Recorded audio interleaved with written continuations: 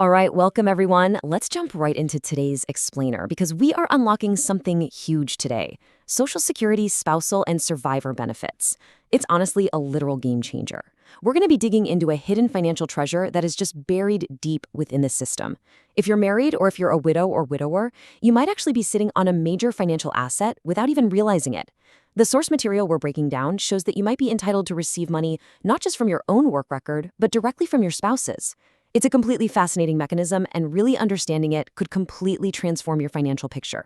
The sheer scale of this missed opportunity is, well, it's staggering. Our source points out a pretty harsh reality here. Most people don't claim this because they don't know about it. Just think about that for a second. Money is literally just sitting there on the table. So today, we're going to break down exactly how this entire system works, who is eligible, and exactly how much cash we're talking about. And definitely stick with me until the very end because I'm going to reveal the absolute biggest claiming mistake people make and show you exactly how to avoid it. So let's start with our first scenario, Section 1, spousal benefits. What exactly are they? Okay, so the foundational rule here is incredibly powerful. If your spouse is currently receiving Social Security, you can claim a benefit based entirely on their earning record. And get this, that applies even if you have absolutely zero personal work history in the US yourself. And the really crucial part is that number right there, up to 50%.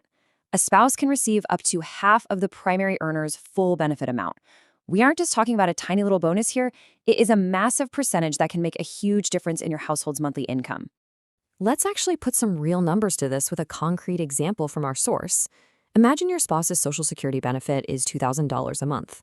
Well, based on the spousal benefit rule, you could receive up to $1,000 a month for yourself. And again, you can do this without needing your own earning history.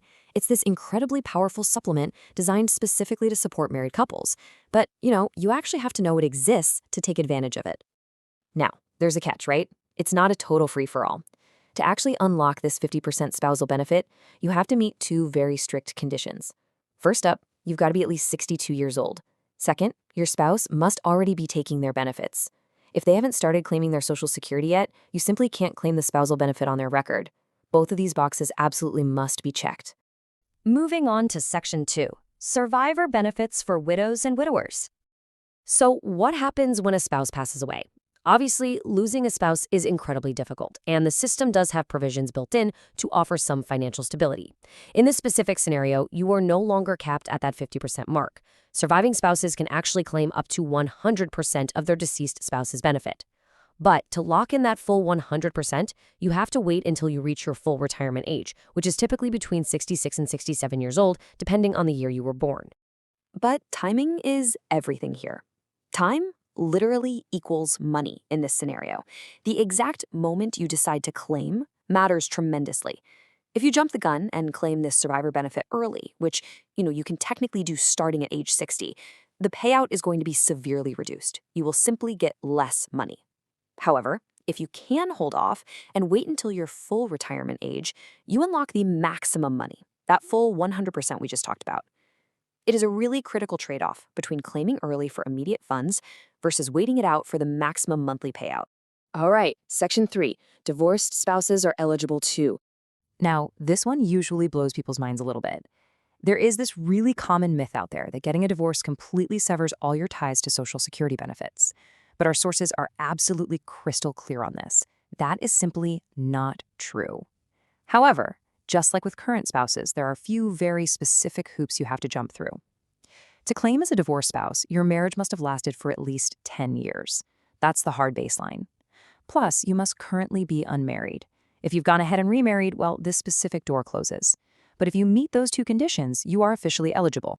And I know exactly what some of you are probably worried about right now. How is this going to impact your ex-spouse?